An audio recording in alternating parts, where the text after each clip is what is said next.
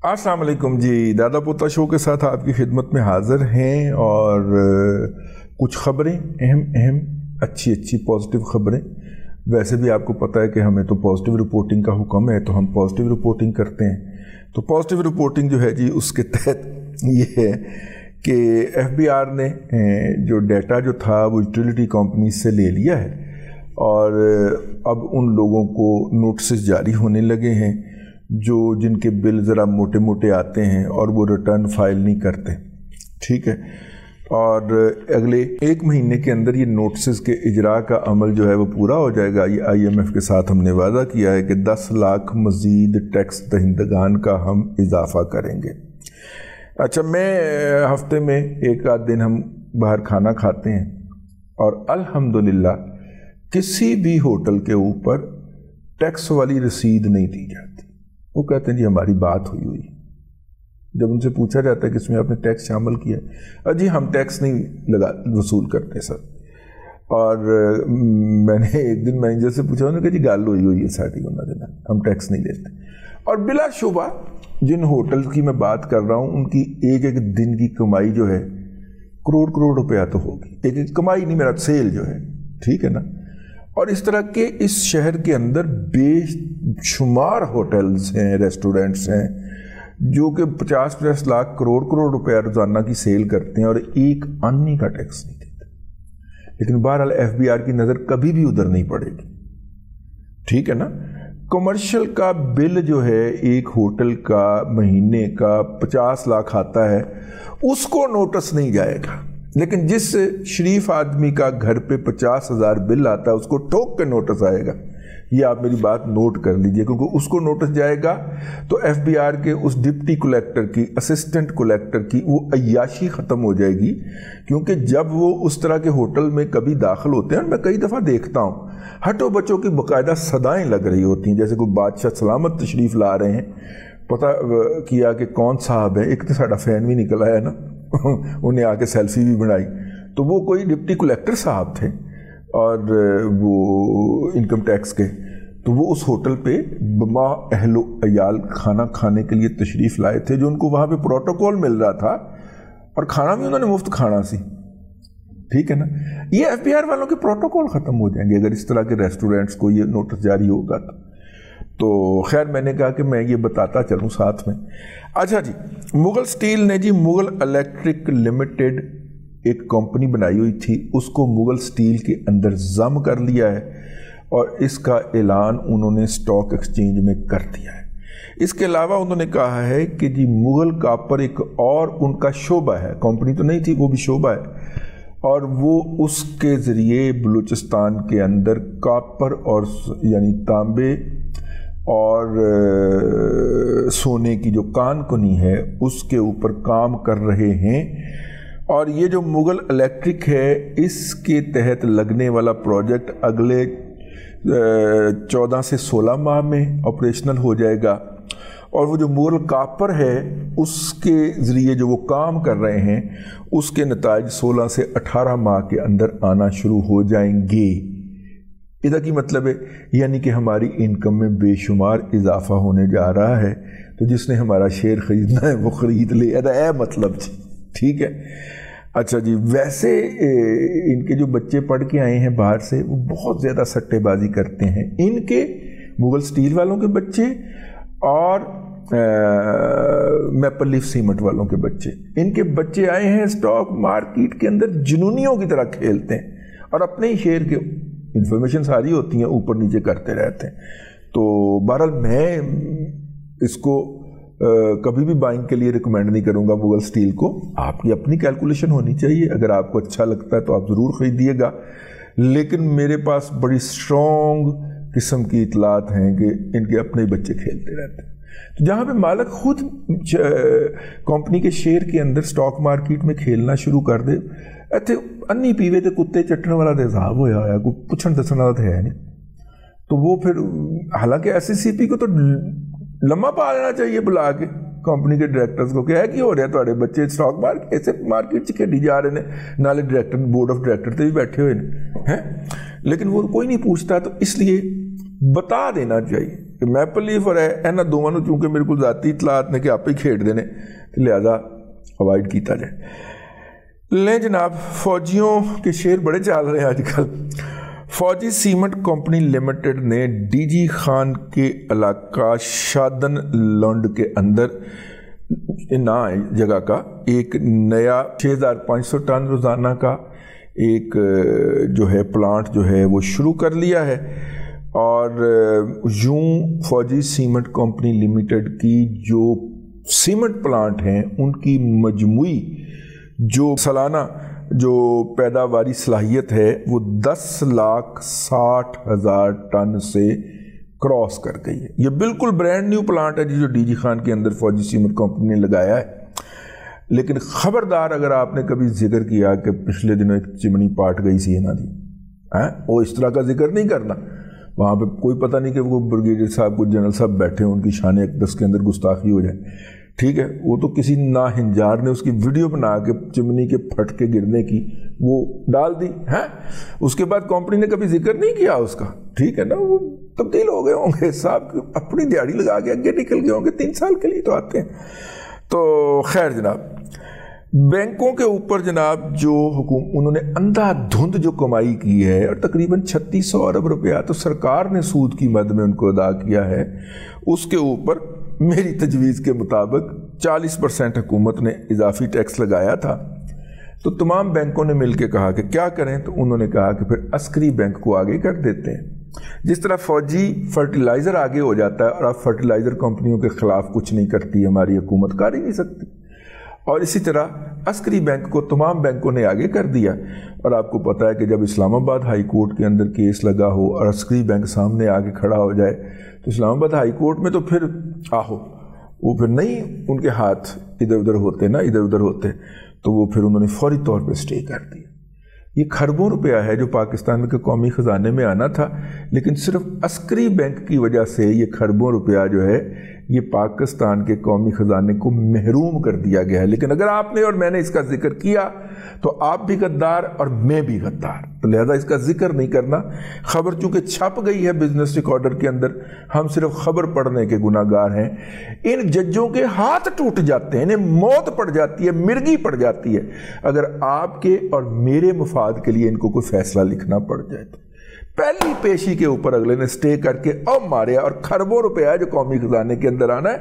हम IMF के चुंगल में फंसे हुए हैं और ये टारगेट में सोने हैं कई रिकवरी के ना, फिर इमरजेंसी के ऊपर हुकूमत फिर आपके और मेरे ऊपर टैक्स लगाएगी। लेकिन अस्करी बैंक की शान अक़दस के अंदर कोई गुस्ताखी नहीं होनी चाहिए। इन्ना कुछ खान पीन के बावजूद भी शेर फिर 10 रुपये थे, 8 रुपये थे, 9 रुपये थे, 6 रुपये थे घूमन दिया होंगे अस्करी बैंक का।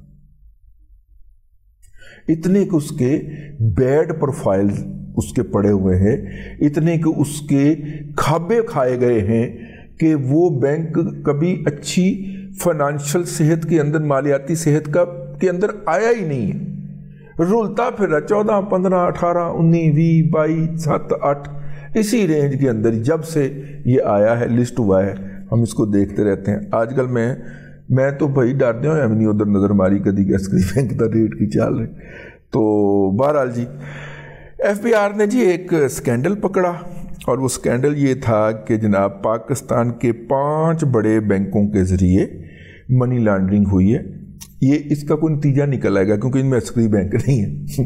5 बड़े बैंक हैं जी अस्करी, फिर ਇਹਦਾ भी नतीजा कोई नहीं निकलना। 5 बैंकों के जरिए जी 70 अरब रुपए की मनी लॉन्ड्रिंग हुई है। Askari bank, Meezan bank, Askari bank तो है ना बंदूक बरदार, 15 अरब रुपया जो है इन्होंने लॉन्ड्रिंग के अंदर फैसिलिटेशन की है। 9 अरब रुपया मीज़ान बैंक ने जी फैसिलिटेशन की है। 23 अरब रुपया फैसल बैंक ने की है, और JS बैंक ने 64 करोड़ की है, और दुबई इस्लामिक बैंक ने माशाल्लाह 22 करोड़ रुपए की इनके ज़रिए बाहर गए हैं। और FBR का ख्याल है कि 2 कंपनियां थीं برائٹ اسٹار اور مون لائٹ، صرف ان 2 کمپنیوں کے جو ڈیٹا جو ہے اس کا انالیسس کیا گیا ہے. اس کے علاوہ 63 مزید کمپنیاں ہیں، اور اسٹیٹ بینک آف FBR کا کہنا ہے کہ 2.5 سے 3 ارب ڈالر جو ہے وہ ان بینکوں کے ذریعے پاکستان سے باہر بھیجے گئے ہیں. منی لانڈرنگ ہوئی ہے پینل، سولر پینل امپورٹ کے نام کے اوپر. ٹھیک ہے، اور وہ کہہ رہے ہیں جی ہم بہت قریب پہنچ جائیں گے. تسی قریب پہنچ بھی جو تہاڈا پیو بھی ہاتھ نہیں لا سکتا. ٹھیک ہے، سب سے زیادہ جو ہے وہ بیٹھا ہوا ہے منی لانڈرنگ پہ. سب سے بڑا منی لانڈرنگ کے اگے بگ اور بلا انہوں نے بنیا ہوا کہ اصلی بینک کی قیادت کے اندر جو مرضی کر لیں ان کو کوئی نہیں ہاتھ لگا سکتا. تو یہ جناب میں نے کہا کہ چلیے آپ کے لیے یہ خبریں ہم نے ڈھونڈی تھیں آج.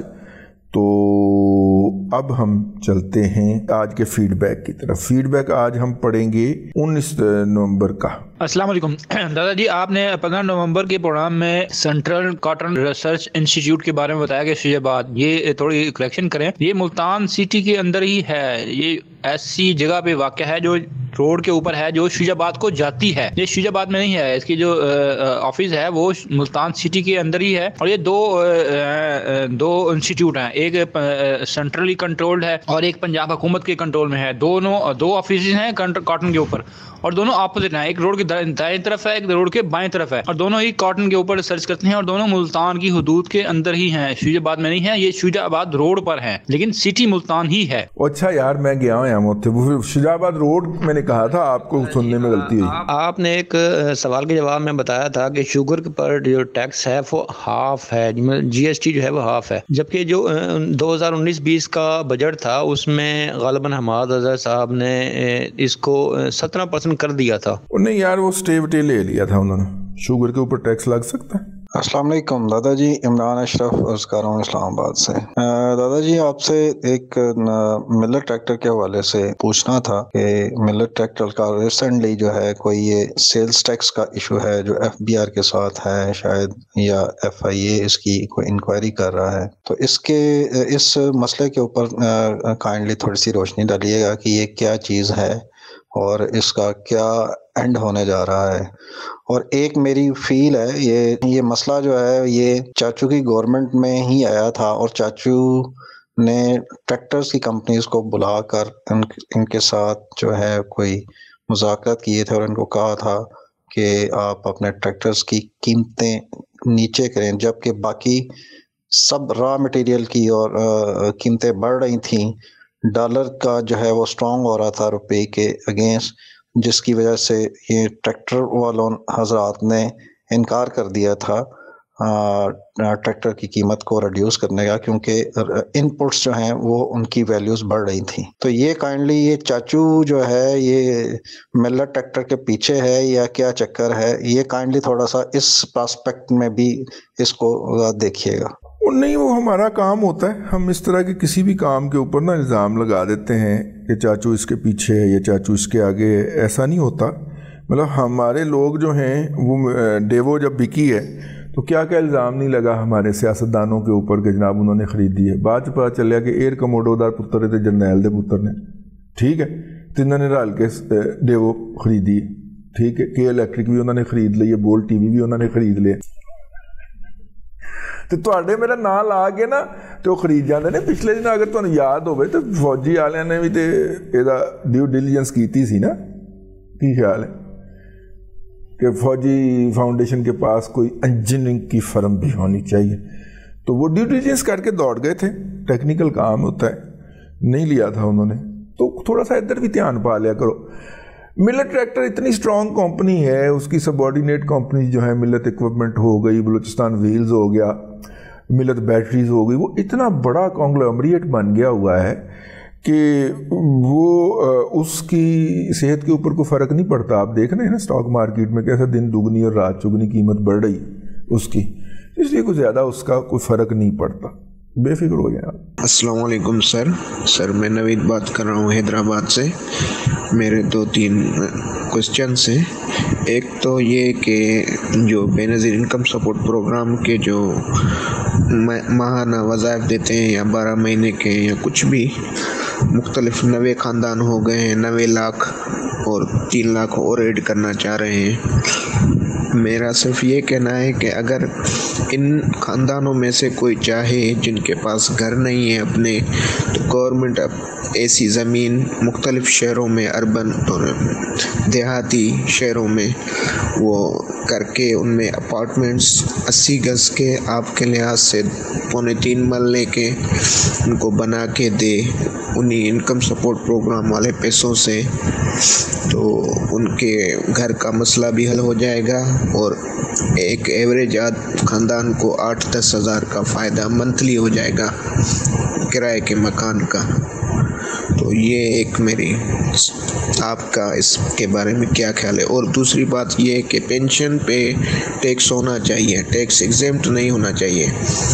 भले वो 1 लाख से ऊपर रखें स्लेब, 1 लाख तक एग्जेम्प्ट हो, लेकिन 1 लाख के बाद माकूल इनकम है, 1 लाख से 1.5 लाख तक 3%, 1.5 लाख से 2 लाख तक 7.5%, और 2 लाख से ऊपर जिनकी पेंशन है उनको 15% टैक्स चार्ज किया न जाना चाहिए। और पेंशन रिफॉर्म बहुत ज़रूरी है, ये मुफ्त में अब पाकिस्तान इन चीज़ों को अफोर्ड नहीं कर सकता। एक बंदे के जाने के बाद 13 से 15 बंदे फैमिली पेंशन ले, ये बिल अफोर्ड नहीं कर सकते। IMF तो कह रहा है, लेकिन हमारे पास इतने वसाइल नहीं है कि ये अफोर्ड कर सके। हमें अपने कुछ आदात को बेहतर करना पड़ेगा, वरना हम ऐसे ही दूसरों के आगे हाथ फैलाते फिरेंगे। आपकी इसके बारे में क्या राय है? आपने राय दे दी है, मैं इसके बारे में क्या राय दे सकता हूँ? अच्छी बात है, ऐसे ही होना चाहिए जैसे आप कह रहे हैं। अस्सलाम वालेकुम रफ़ी दादा, क्या हाल है? आप ठीक हैं, खैरियत से हैं? अच्छा, मेरा नाम मोहम्मद इदरीस है और मैं तकरीबन पिछले 10 सालों से सऊदी अरब में मुकीम हूँ। और मेरा एक छोटा सा मसला है, मैं चाहता हूँ कि आपके चैनल की वसासत से हकाम बाला तक ये बात पहुँचे, क्योंकि इसमें पाकिस्तान की जो मईशत का जो है ना बराह रास्त ताल्लुक़ है। गैर मुल्की पाकिस्तानियों के लिए गवर्नमेंट ऑफ पाकिस्तान ने रोशन डिजिटल अकाउंट बनाया हुआ है और अपना सरमाया रोशन डिजिटल अकाउंट में रखें ताकि पाकिस्तान का ज़्यादा से ज़्यादा ज़र मुबादला हो। तो मैंने भी एक रोशन डिजिटल अकाउंट बैंक अल्फला के थ्रू बनाया हुआ है।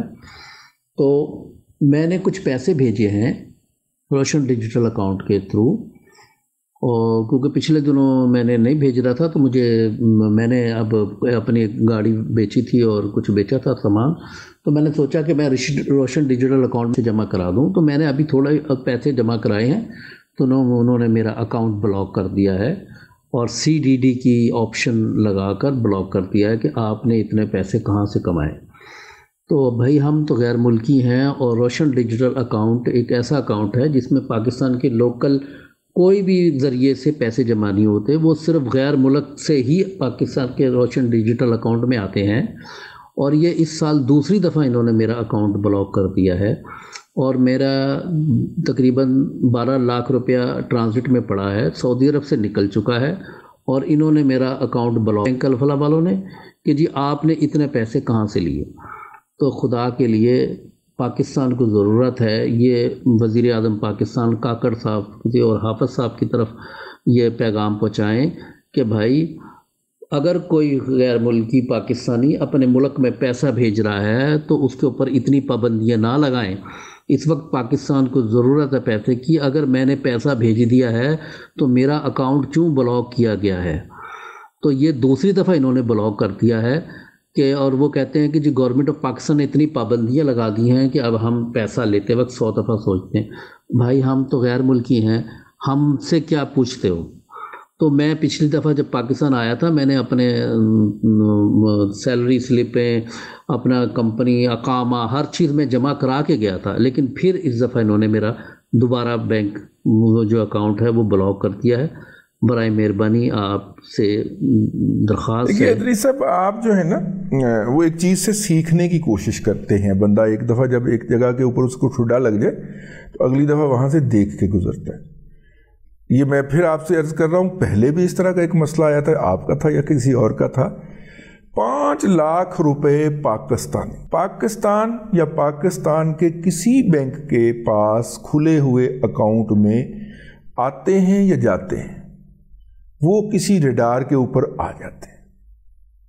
बैंक जो है बजाय इसके कि अकाउंट होल्डर का केस उस जगह के ऊपर जाके प्लीड करे कि नहीं जनाब ये हुआ है, बैंक के लिए सबसे आसान काम ये होता है कि वो उस अकाउंट को ब्लॉक कर दे, क्योंकि इसके नतीजे में वो रकम उसके पास आ जाती है और वो उसको इस्तेमाल करता रहता है जब तक कि उसका वो चीज़ सेटल नहीं होती। अच्छा, मैं आपको अपनी मिसाल देता हूँ। ये हमारा जो ट्विटर यूट्यूब है, इसकी अर्निंग आती है, किसी महीने कम आती है, किसी महीने ज़्यादा आ जाती है।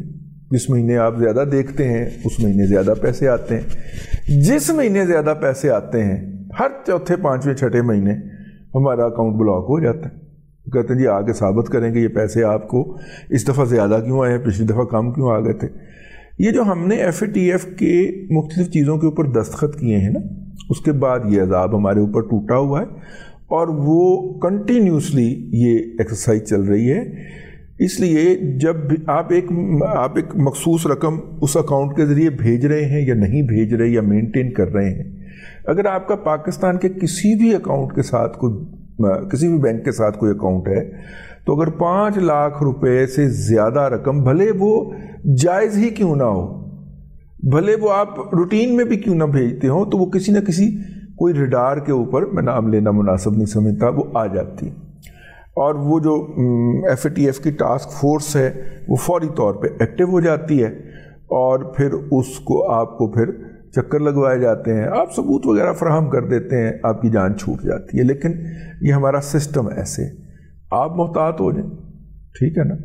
हाँ, और बहरहाल मैंने कहा कि ये मैं आपको बात बता दूं, ये आपके साथ एक्सक्लूसिव नहीं हो रहा। इस तरह के 1-2 पहले भी फीडबैक हमारे इसी प्रोग्राम में आए हैं और हम उसको डिस्कस कर चुके हैं। अब तक के लिए इतना ही। अगले व्लॉग के अंदर फिर हाजिरी होगी। अल्लाह तबारक व तआला आपको आसानियाँ अता करे और आसानियाँ खल्क़े खुदा में तक़सीम करने की तौफ़ीक़ अता करे।